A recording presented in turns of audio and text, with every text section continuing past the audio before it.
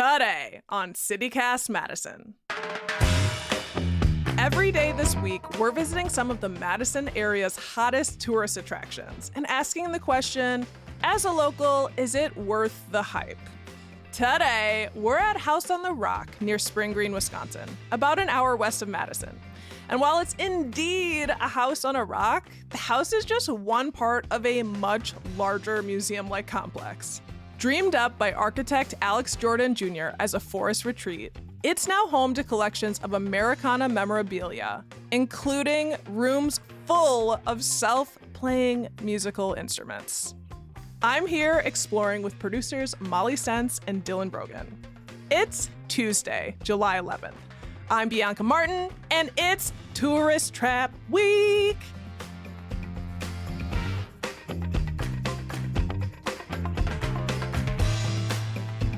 Hi, Dylan. Hi, hello. Hi. And hello, Molly. What did you think? Where to even begin with this place? The first thing I have to say is that everything I was told about this place was wrong. What? What do you mean? Okay, first thing, let's just unpack House on the Rock. This thing is not a house. This thing is like a circus museum. Okay, I was led to believe it was like this eccentric house, like hoarder house, just filled with some dude's random collections that somehow became a tourist attraction. That was the picture I had in my head from people who had gone before me and told me about this place. That's not entirely wrong, but it is misleading somehow. Okay, but what this place is this huge compound, almost looks like a hotel lodge, like in the middle of a pine forest, off the beaten path. You're greeted by these huge, ginormous, larger-than-life metal pots with dragons on them as you Yeah, that was pretty baller. Driving in. That was pretty baller.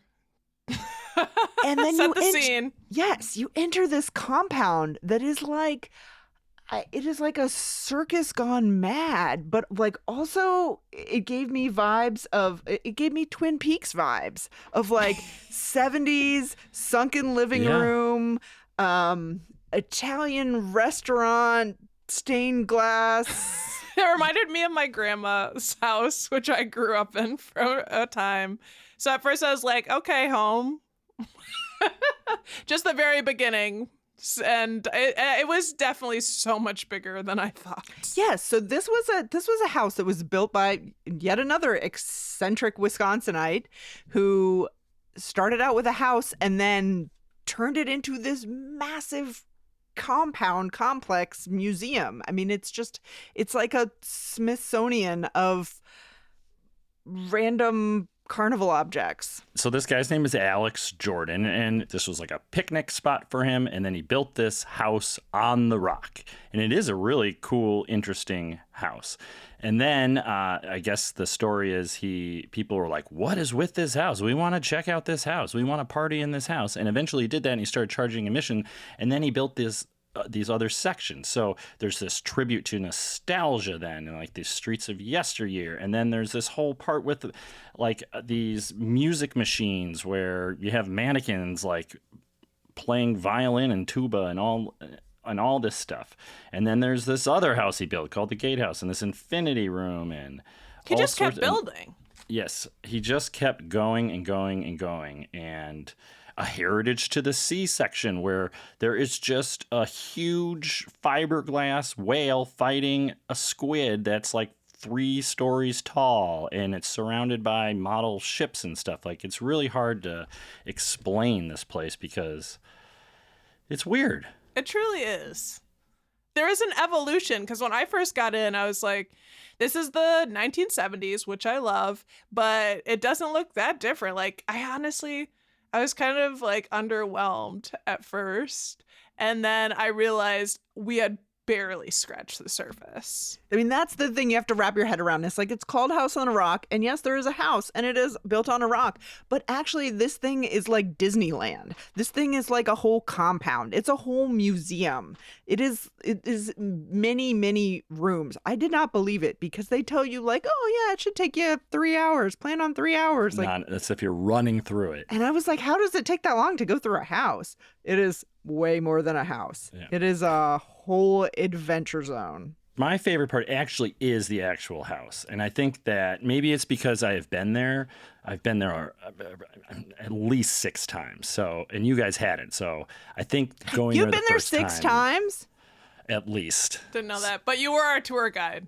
What? Well, there's no tour guides here. This is the opposite of Taliesin experience. It's just like no explanation, no tour guides. It feels like you're on your own in this huge place. But the actual house is like, it feels like you're in a cave, and there's these, and like Frank Lloyd Wright, like there's a lot of fireplaces, and you're right, it gives a very 70s vibe in terms of just like the furniture and stuff, and you can touch everything. Also not like Frank Lloyd Wright's Taliesin. And we were touching things. Touching it all. Shag carpeting, Yes. velour curtains. It was very dark with this like, mood lighting. Yeah. Yeah.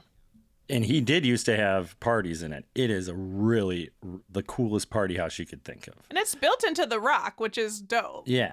Okay, the coolest part though, undeniably, is the infinity point thing, which I didn't even Really? realize it when I was on it, which was probably a good thing because I might have run screaming in the other direction had I realized that I was on a tiny little boardwalk that extended, like jutted out from the house over this whole compound that was apparently suspended to the rock somehow. Like, you kind of feel like you're swaying on this boardwalk and you're like walking out over nothingness. I thought I was just like, oh, this is a bridge to the rest of the house. No. It is just like a point sticking out into the ether, into eternity. That part was cool, even though I'm afraid of heights. No? That part was cool. No, I agree. It's cool. It was wicked sweet. It juts out 200 feet over a cliff, right? And it is really cool. I mean, it's enclosed and stuff, but that is cool. And that's like right after you get out of the actual house.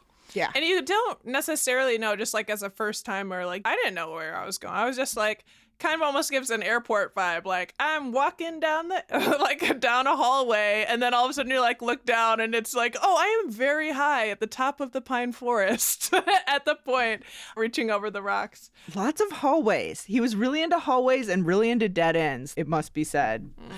Yeah, you could tell everything like came piece by piece by piece, like it all evolved over time. It's like the opposite of the continuous space thing at Taliesin, right? Like there was like very weird uses of space in that place. Wouldn't you agree? Oh God, yeah. It was a huge difference. Right? It was kind of like a rabbit warren. Like it just kept going and going Yes. underground. A You felt rabbit warren? Yeah. Like you feel, or like a badger den. Like it feels like you're underground in these like series of rooms connected by tunnels and hallways, and then Yes. Yeah. The bowels of the beast. Like Yeah. you just like keep burrowing underground. and the carousel. That was my other favorite thing because I freaking love carousels, and this one is apparently the biggest one in the world. Have not fact checked it, but that's what the sign said. And it was like, it has hundreds of animals and not one is a horse. I was like, cool. Yeah, I love that sign. It's over 20,000 lights, 182 chandeliers, 269 different animals. It was premiered in Easter 1981, and it supposedly, the whole collection is worth $4.8 million. Fact-checking that place would take you Yeah, I about feel 2 decades. But you couldn't ride it. That was my biggest That was low sad. moment. I was like, how do you have this gorgeous, huge carousel with all these mythical beasts and weird creatures on it, and it's huge and it's lit up and it's just going around like a ghosts are riding it because nobody's on it, but it's moving, and you just come up upon it in this huge room, and there's music playing and it's dark and it's creepy, and it's like, I want to ride And there that are thing. mannequins that are angels in the sky.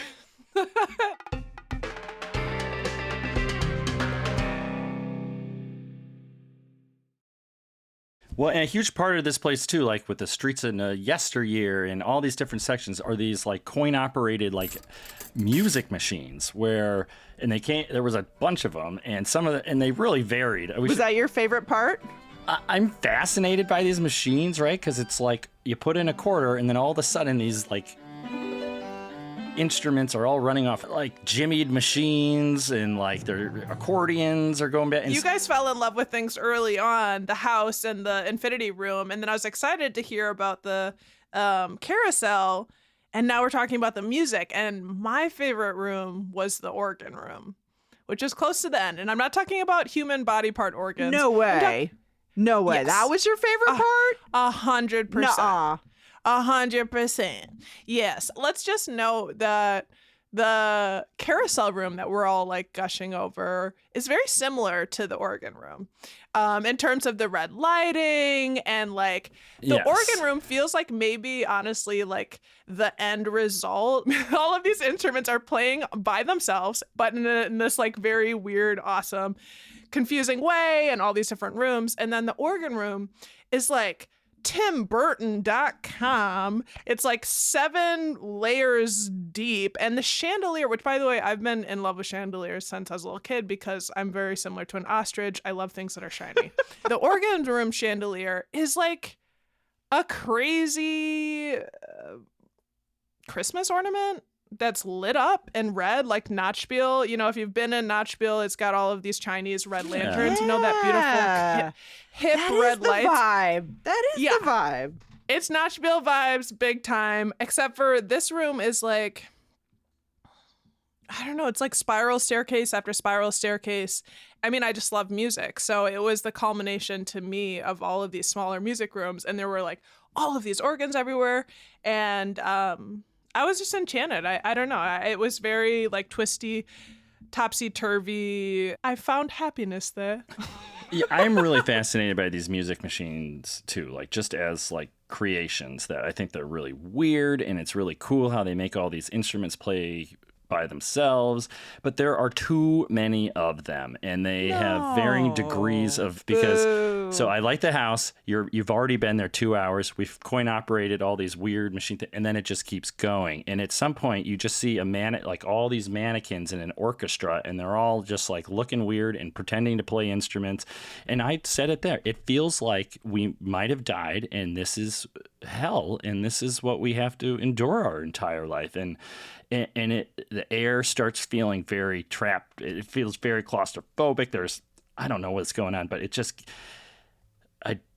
It's not at some point it's too much. Like, and that's what you could tell. He just kept adding, and then there's just like why did he have he collected all these barrels and dolls and suits of armor and lighters and model ships and Fabergé eggs. Okay, so I do like this place, and I think if you've never been, you kind of have to. But I think if you're somebody like me who has been several times now, you can just tell that this, like, the name of a book that was written about this Alex Jordan guy is Never Ending, right? Like, he just kept adding True. and adding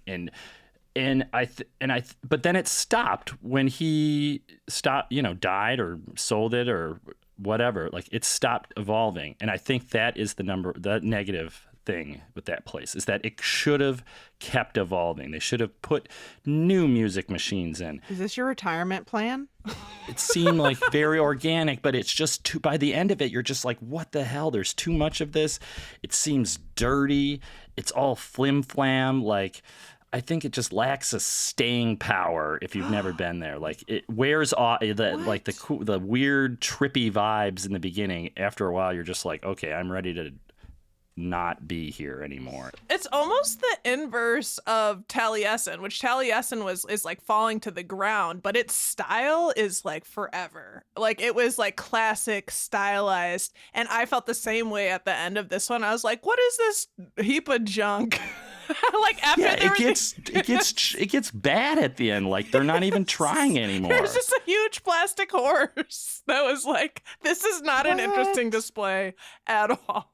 It was amazing to me how exhausting it was, just like mentally, emotionally, to go through the whole thing because it's so stimulating. So I definitely hit that wall too, where I was just like, okay, I'm done. But I kind of loved it because it just feels iconic, classic, like peering into the psyche of America somehow, and this eccentric Wisconsin man and his bizarre compound of fun and ghosts. And it felt like you're in a David Lynch movie. I mean, it just did. I think I had been there one too many times. Yeah. I think this is a great place to go if you've never been. I think it's a great place to go with like a good friend or a partner, because it kind of is like an adventure you go on, right? So that's who I'd recommend going with if you've never been there. That's who I had down too, except for potentially on cannabis, which is legal here, or in another state on hallucinogenics, because this place was just insane. And I think my very regular brain was trying to make sense of it, and there's no sense to be had. It was, as we were going towards the end too, I thought like kind of the last like rotating, I guess they were carousels, when there were some weird satanic vibes going on, and devils and naked women with goats' heads, and which I don't remember seeing. So the satanic ending was a nice little pick me up towards the end. That I was guess. a nice thing for you. I was a I little didn't need to see the dollhouses. Dollhouses are creepy. I'm just gonna Some say of the it. religious figures were creepy to me. Like, I came in, I was like, oh, there's St. Francis. Like, I thought something positive going in. And then later I'm like, is this storytelling? Is this pure chaos? It is pure chaos. It's a lot of religious iconography. But then at one point I looked up in my favorite room, the organ room. I looked up to the third floor and I saw some like religious figures. And then on the second floor, it looked like a religious figure, but it was a cowboy, like bent over with his hat. I was just like, what is going on? Yeah, they just stick weird things everywhere. Like you're in the Heritage of Sea part, and George Washington mannequin is just like on top of some awesome, shit. guys. It's so awesome. Yeah. Well, I'm going to give it a 2 out of 5 old fashions because I think it lacks staying power. And my only caveat is I would bump that up to, like, you kind of have to see it no matter what, at least once. It's literally still there. What do you mean it lacks They should staying? keep evolving. Alex Jordan's legacy is to keep the weird flowing, not to just stop it in this weird place and time so it gets dusty and odd. Oh, you want new weird. Got to keep the funk fresh. I think they should keep evolving that place because that's the spirit of it. Well, I've never been, and I give it a 3. I give it a 3 old fashions out of 5. If I hadn't gone to Taliesin first, maybe I would feel differently, but it was tiring in a certain way. But I would like to make a film in there, like an absurdist comedy or, I can't believe we don't have movies set in this place. It's perfect. There should be. I agree with that. Where- How about you, Molly? What's your rating? 5 out of 5. What? Really? Yes. It was wow. Okay. freaking awesome. It's a must-see. It is what I love in a tourist trap. I am here to tell you that it is worth the hype. It is all that and a bag of chips. You have to go if you are a local. This is a thing you have to see because it's just so weird, and it's just peering into the brain yeah. of a very interesting and eccentric dude, and this is his vision, and he has all these quotes about creativity and like bizarreness and embracing the weird, and I am down for it.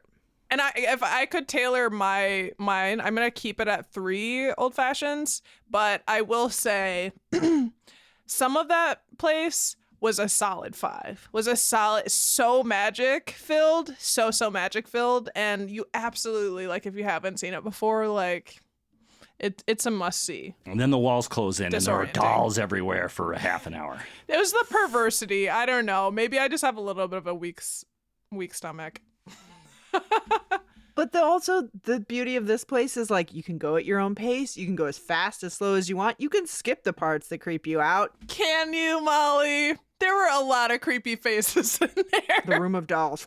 You saw me like I just booked it right through That's there. true. I You was did like, do that. I no, was like, thank she's you. smart. No, thank you. But the sea room, the under the sea with the like, dancing clams and the huge freaking Moby Dick and all of that. That was like, I could live Epic. here. Yeah, that was cool. That was like being in a museum. Well, we'll be neighbors. I'll go live at Taliesin and you live at the house on the rock. Don't get axe murdered, please. I'm going to live in the house I'm in now. Excellent. Thanks for coming along on our tour of the House on the Rock in Spring Green, Wisconsin. And how about you? Have you been? What's your take? Is it the dreamiest wonderland of American amusement that you've ever seen? Or was the dreamland more of a nightmare? Did you enjoy the mannequins, or were you wholly creeped out? Weird good, weird bad, dusty, magical? We're at Madison at citycast.fm. And here's what else Madison's talking about. A different type of stunning spectacle. The Northern Lights are coming back on Thursday. Did you miss them last time they graced our Madison skies? Well, you may be in luck. There's a solar storm in the forecast for this Thursday night. Best time to see them is between 10 p.m. and 2 a.m. And if you can, far away from city lights. And if you're a tinkering type, the Baudry is accepting new members again. That's the tool-sharing makerspace in the old Oscar Mayer factory off Packers Ave. They have tools for wood and metalworking, laser cutters, 3D printers, jewelry making, glassworks, and more. Just sounds like fun. We'll toss a link in our show notes if you'd like to learn more. They're also open every Friday night for public tours.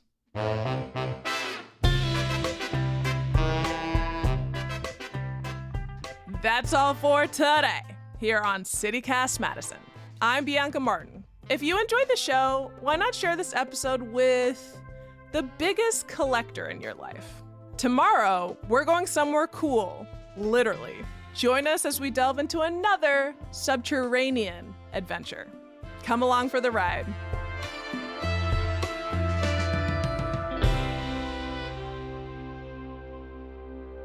I feel like I gave it too low of a rating, but there were no half ratings. Anywho.